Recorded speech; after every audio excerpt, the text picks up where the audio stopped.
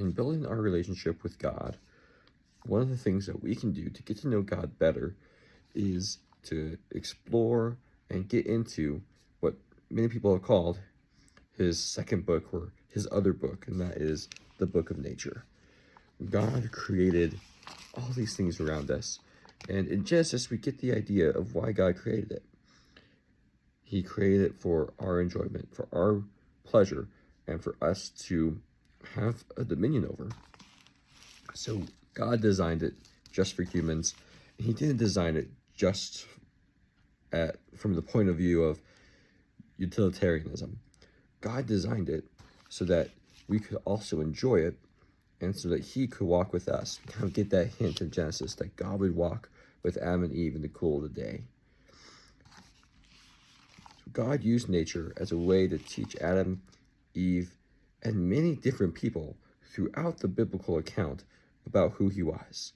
We see God telling Abraham to look at the stars, to consider the sand of the sea or the beach. We see, especially in Job, that nature and God's creation is mentioned.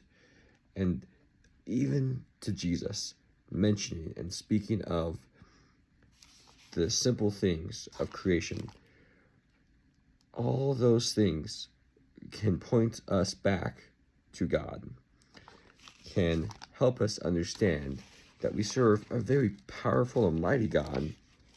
But then we look at the account of how he created us. Instead of speaking and making everything come into existence all at once, just from the words of his mouth, he took the time and got down on his knees and created us and then breathed into us. That shows a God who desires to have a connection with us.